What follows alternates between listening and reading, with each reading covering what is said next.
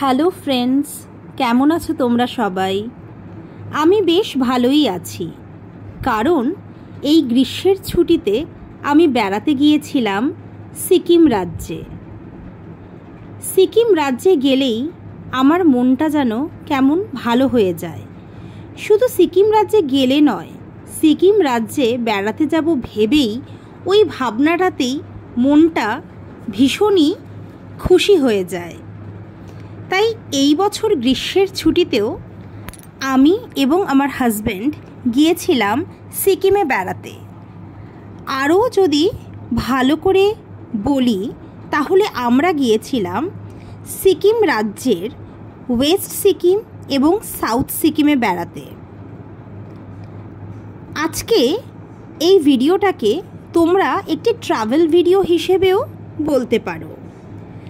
ভাবলাম পাহাড়ি যেই সমস্ত আঁকাবাঁকা পথ দিয়ে আমরা এক একটি জায়গায় বেড়াতে গিয়েছিলাম, সেই জায়গাগুলো যদি তোমাদের সামনে একটু দেখাতে পারি তাহলে মন্দ হয় না। তাহলে চলো আমার সাথে তোমরাও একটি সুন্দর ট্রাভেল ভিডিও দেখে নাও। আর এই ট্রাভেল ভিডিওটা করতে গিয়ে কি হচ্ছে বলো তো, আমি সেই সমস্ত পাহাড়ি আঁকাবাঁকা রাস্তাগুলিকে আরেকবার করে অনুভব করতে পাচ্ছি, এটাতেই আমার আনন্দ। আমরা টাইটানিক ভিউ পয়েন্ট দেখে এই দুর্গম পথ ধরে এগিয়ে চলেছি পরবর্তী গন্তব্য স্থানের জন্য। টাইটানিক ভিউ পয়েন্টের পরে আমাদের পরবর্তী গন্তব্য স্থান হচ্ছে নামচি জেলা। নামচিও হচ্ছে রাভাংলার মতো সাউথ সিকিমেই অবস্থিত। আমরা রাভাংলা থেকে এখন এগিয়ে চলেছি নামচির উদ্দেশ্যে। নামচিতে গিয়ে দেখব আরও অনেক দর্শনীয় স্থান। এই যে পথ ধরে আমরা এগিয়ে চলেছি, এই পথটি ঠিক যেরকমই সুন্দর, কিন্তু এই পথের যে রাস্তা একটু দুর্গম। এই রাস্তার কন্ডিশন যদি আরেকটু ভালো করতেন সিকিম গভর্নমেন্ট, তাহলে বোধহয় পর্যটকদের এবং গাড়ির যারা চালাচ্ছেন চালক দাদাদেরও আরেকটু সুবিধা হতো এবং আরেকটি জায়গা থেকে আরেকটা জায়গায় পৌঁছতে সময়টাও হয়তো একটু কম লাগতো। তো কিছু তো আর করার নেই, এই দুর্গম পথ দিয়েই আমাদেরকে এগিয়ে চলতে হবে। এই রাস্তা দিয়ে পেরোলেই যেন মনটা একটা আলাদা রকমের ভালো হয়ে যায়। এই রাস্তায় চলতে চলতে আমরা দেখেছি বহু পাহাড়ি ফুল, এবং সেই সমস্ত পাহাড়ি ফুলগুলো দেখে একটি আলাদা রকমের খুশি আমরা অনুভব করতে পারি। তোমরা দেখতে পাচ্ছ যে রাস্তাটি একটু উঁচু নিচু, এবড়ো খেবড়ো। সেটা কোনো ব্যাপার নয়, যদি মানুষের এগিয়ে যাওয়ার ইচ্ছা থাকে তাহলে সে সমস্ত দুর্গমতাকে অতিক্রম করে ঠিক এগিয়ে যাবেই। আর আমাদের যিনি চালক দাদা ছিলেন, তিনি ভীষণই ভালো মানুষ। শুধুমাত্র ইনি নন, আমি তো বলবো সিকিমের প্রত্যেকটি মানুষই ভীষণ ভালো এবং উদার মনের। তারা সহজেই সমস্ত ট্যুরিস্টদেরকে আপন করে নিতে পারেন। ওনারাও ভীষণভাবে খুশি হন যদি ট্যুরিস্টরা ভালো করে সমস্ত স্থান ঘুরে দেখতে পারেন। আমাদের চালক দাদার নাম হচ্ছে মনোজ তামাংজি। উনি আমাদের ওই এলাকার অর্থাৎ রাভাংলার অনেক গল্প শুনিয়েছেন, কোথায় কি আছে, কোন জায়গাটা গেলে একটু বেশি ভালো হয়, কোন জায়গায় দাঁড়ালে সুন্দর সুন্দর ছবি তোলা যাবে, সেই সমস্ত কিছুই। দেখো, আমরা এখন বুদ্ধ পার্কের পাশ দিয়ে এগিয়ে চলেছি। হ্যাঁ, তোমরা ঠিক ধরেছ, সেই বিখ্যাত বুদ্ধ পার্ক রাভাংলার বিখ্যাত বুদ্ধ পার্কের পাশ দিয়ে আমরা এখন এগিয়ে চলেছি নামচির উদ্দেশ্যে। আমরাও আসবো বুদ্ধ পার্কে বেড়াতে, কিন্তু আগে আমরা নামচির যে সমস্ত দর্শনীয় স্থানগুলি আছে সেইগুলি আগে ঘুরে নেব।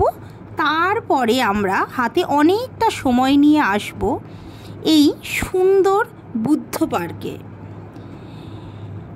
এই গৌতম বুদ্ধের মূর্তিটা দেখলেই যেন মনের ভেতরটা হুহু করে ওঠে, মনের ভেতরে একটি আলাদা মাত্রায় আনন্দ জেগে ওঠে। এই যে স্থানটি দেখছো, এখানে লেখা আছে আই লাভ র্যাবং। আমাদের চালক দাদা এইখানে দাঁড় করিয়েছিলেন আমাদের অনুরোধে। উনি বললেন যে দিনের আলো থাকতে থাকতে আমরা যদি এইখানে ছবি তুলে নিই কিছু, তাহলে বেশ ভালো হয়। তাই আমরাও কোনো রকম সময় নষ্ট না করে নেমে পড়লাম গাড়ি থেকে ছবি তোলার জন্য। এইখানে দাঁড়িয়ে প্রচুর ভালো ভালো ছবি তুললাম এবং এত সুন্দর জায়গাটার ভিডিও না করে কি পারা যায় বলো? তাই ছবি তোলার পরে আমি একটু জায়গাটার ভালো করে ভিডিও করে নিলাম। কিছুক্ষণ এখানে আমরা দাঁড়িয়েও ছিলাম, কারণ দেখো শুধুমাত্র ছবি তোলা এবং ভিডিও করা তো নয়, জায়গাটা যে এত সুন্দর সেইটা যদি একটু আমরা শান্তভাবে দাঁড়িয়ে অনুভব না করি তাহলে অনেক কিছুই মিস হয়ে যায়। তাই আমরা খানিকক্ষণ এখানে দাঁড়ালাম এবং তারপরে আবার আমরা এগিয়ে চললাম নামচির উদ্দেশ্যে। এখনও রোদ ঝলমলে আকাশ আমরা দেখতে পাচ্ছি, কিন্তু মনের মধ্যে একটাই আতঙ্ক যে হঠাৎ করে সূর্য মামা রেগে গিয়ে যেন আবার মেঘলা না হয়ে যায়। ঠিক আছে, চলো এই জায়গাটাকে এখন টাটা করে আমরা একটু এগিয়ে যাই সামনের গন্তব্যস্থলের উদ্দেশ্যে। এই রাস্তাটি আমরা যে রাস্তা পেরিয়ে এলাম তার থেকে একটু ভালো। সহজেই এখানে অতি তাড়াতাড়ি গাড়ি চালিয়ে আমাদের চালক দাদা নিয়ে চলে গেলেন পরের স্থানের উদ্দেশ্যে। যেতে যেতে এই যে সমস্ত প্রেয়ার ফ্ল্যাগগুলো আছে এইগুলি দেখতে ভীষণই ভালো লাগে। এবং শুধুমাত্র এই স্থানে নয়, সিকিমের গোটা রাজ্য জুড়েই রয়েছে ঠিক এই রকম সুন্দর সুন্দর প্রেয়ার ফ্ল্যাগ, এবং তাতে ওই আঞ্চলিক ভাষায় লেখা রয়েছে অসংখ্য বাণী, যেইটা হয়তো আমরা পড়তে পারছি না, কিন্তু আমাদের সেইটা দেখতে এবং অনুভব করতে ভীষণই ভালো লাগছে। আমি হয়তো ভিডিওতে একটু বেশি বকবক করে ফেললাম তোমাদের সাথে, কিন্তু কি বলো তো, আসলে কিছুই না, মনের কথাটাই তোমাদের সঙ্গে বলছি। এই যে সুন্দর মেঘ দেখতে পাচ্ছ, এই মেঘ ভেসে ভেসে ক্রমশ আমাদেরকে এসে ছুঁয়ে চলে যাচ্ছে। আর বেশি কথা বাড়ালাম না।